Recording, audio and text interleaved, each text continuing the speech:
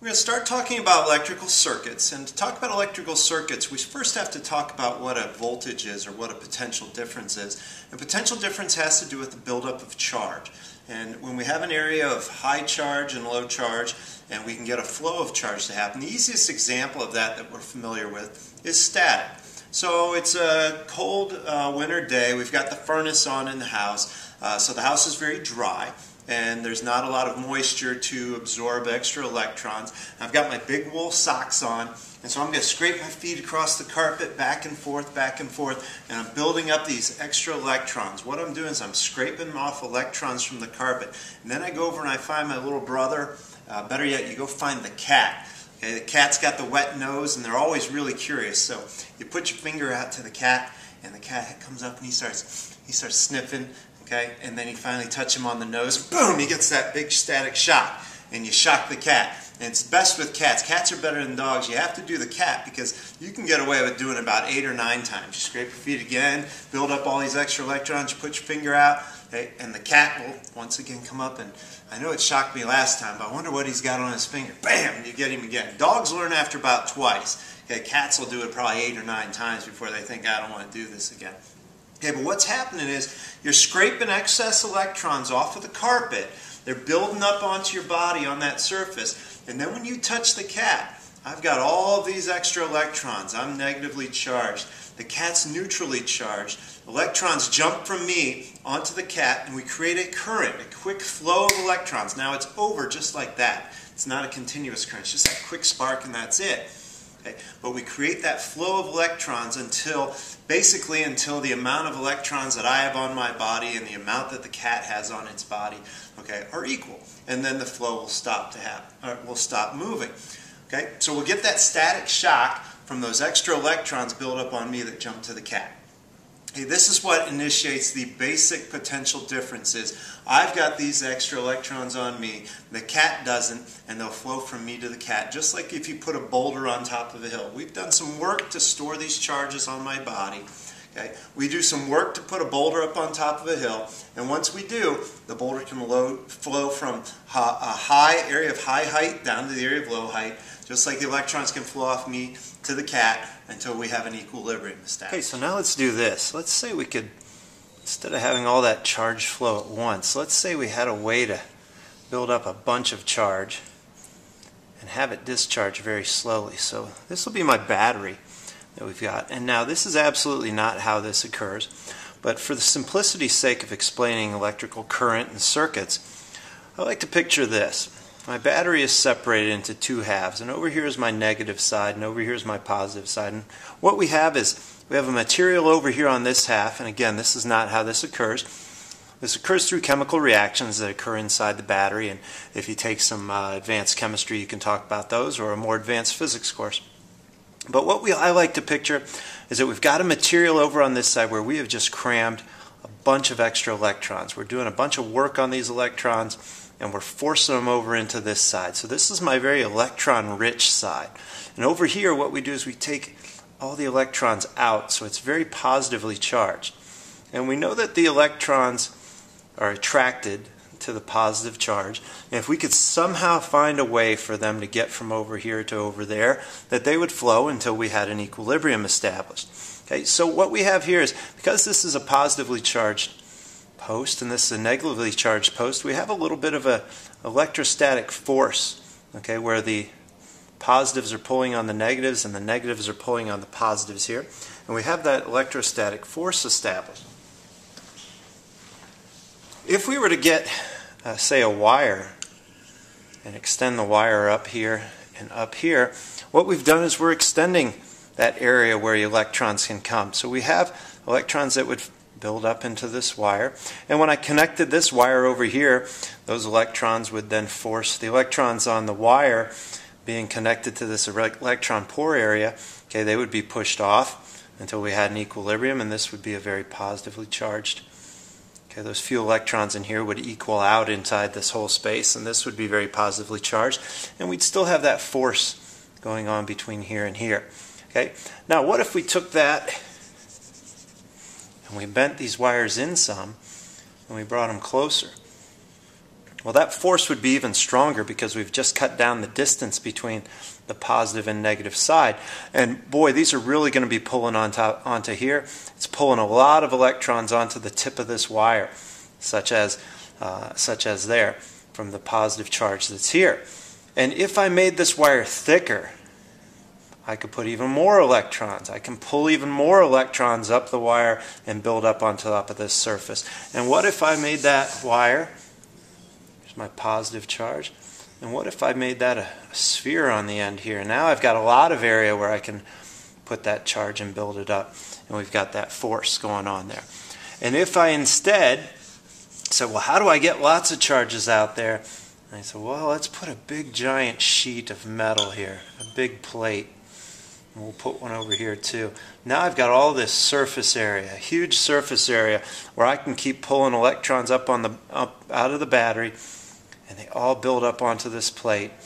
And over here we have our electron pore area, still connected to the battery. We haven't connected in between yet. But boy, if you can picture this, this is kind of like my finger.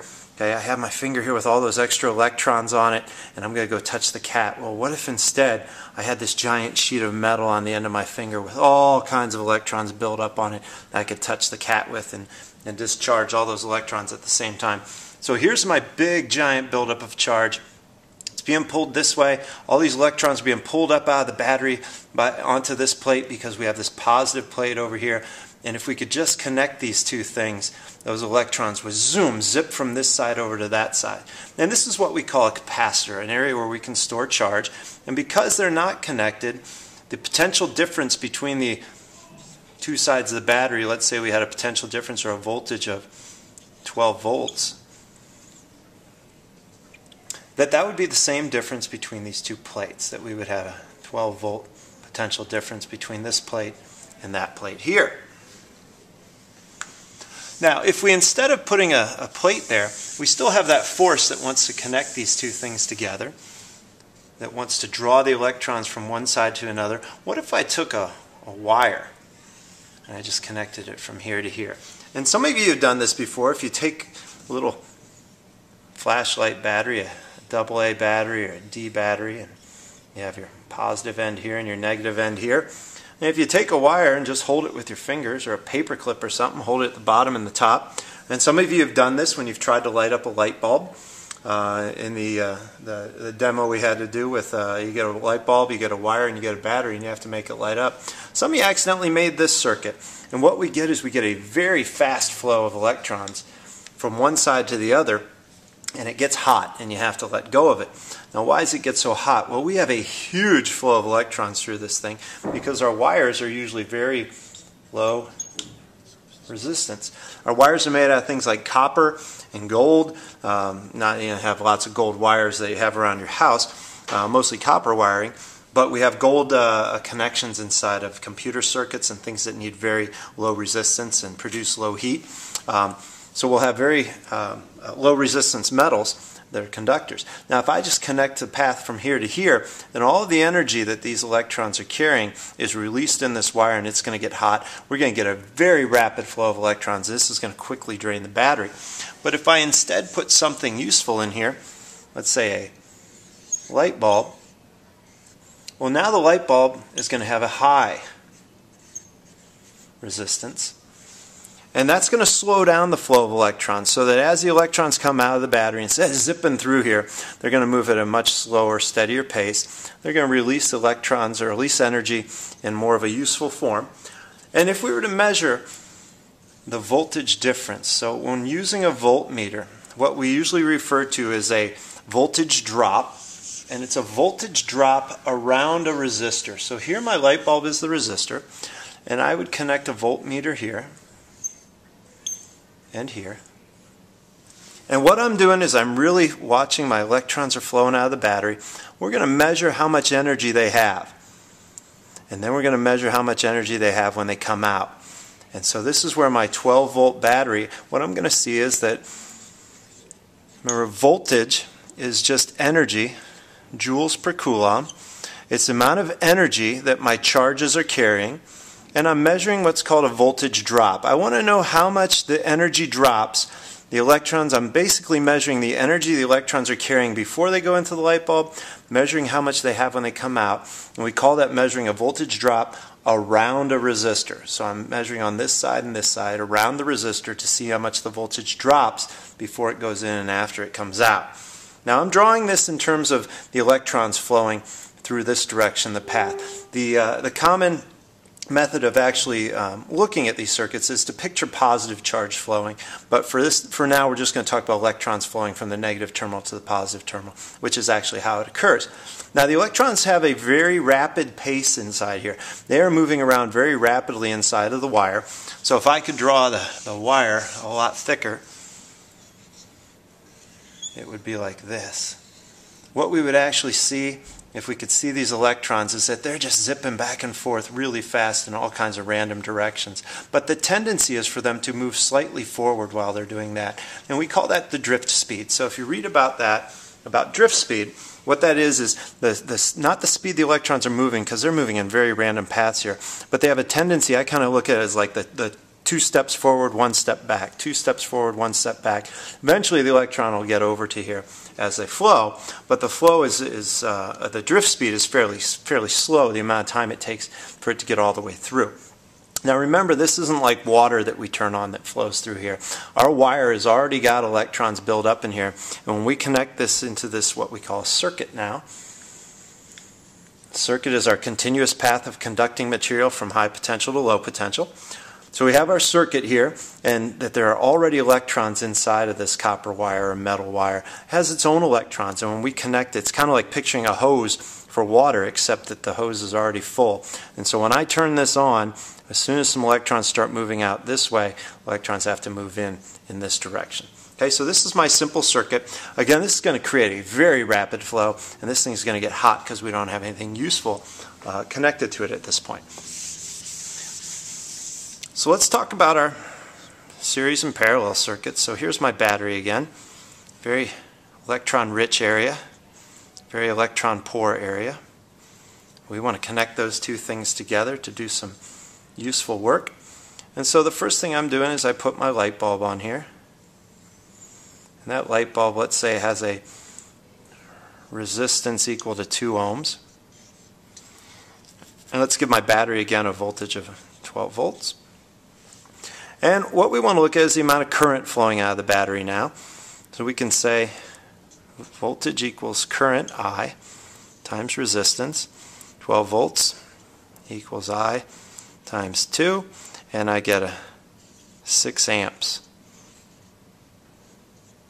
equals my current. So that's the current from the battery. Current is measured in coulombs per second, so it's kind of the amount of charges flowing per second. If you picture kind of like water flowing or something like that.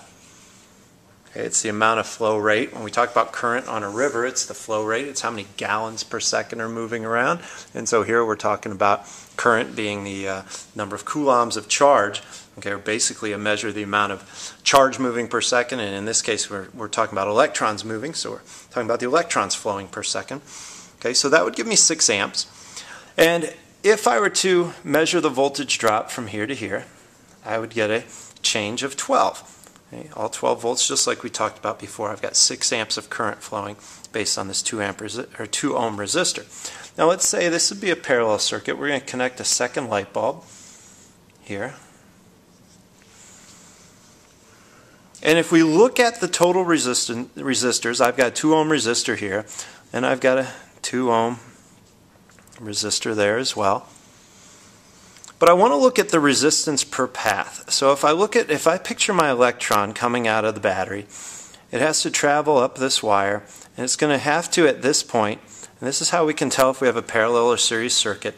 Picture yourself as the electron, and you're walking along the path, and you come to a point where you have to choose. I can go this way, or I can go this way. So we're going to choose which way we're going. But my electron will flow through only one resistor before it gets over to the positive terminal. It'll do some work there, and it'll dump off 12 volts of energy. Or my electron can go through this path back to the battery. But either way, my electrons only pass through one resistor. So the resistance per path is still just 2, and so the current per path is still going to be 6. And let me redraw that. So here's my first light bulb, second light bulb, and my current per path is I of 6 up here, 6 amps of current, 6 amps of current here. I got 6 amps of current flowing across here. But if I've got 6 flowing through here and I've got 6 flowing there, right here in this part of the wire, I better have 12 amps of current flowing. And back here I'd better have 12 amps coming back. So you can see how the current has to add back up.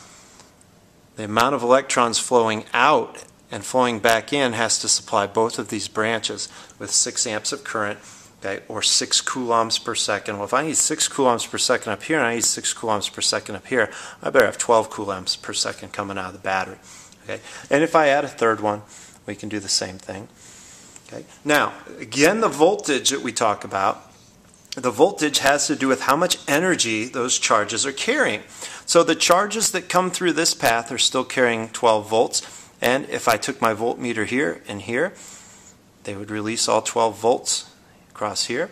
And the electrons that travel through here would release 12 volts of energy, and the electrons that travel through here would release 12 volts of energy, joules per coulomb, of course. Now this is different from a series circuit. And by the way, in that parallel circuit, all 3 of those light bulbs would be same brightness. Okay, so let me start over with this. Here's my positive side, my negative side. And just to clarify, I forgot to show that. I'm going to have this light bulb, and it's going to have a certain brightness, nice and bright. And when I put a second one on, same thing, nice and bright. This one doesn't get any dimmer. And when I put a third one on, again, nice and bright. Okay. Now, the amount of current flowing out of here is going to be a lot more each time. Each time I add a bulb, I add another 6 amps of current based on our previous calculations. And my battery is going to drain really fast because I've got a lot more electrons flowing out of here. And in fact, in some more complex circuits or bigger circuits, we have to worry about the size of this wire.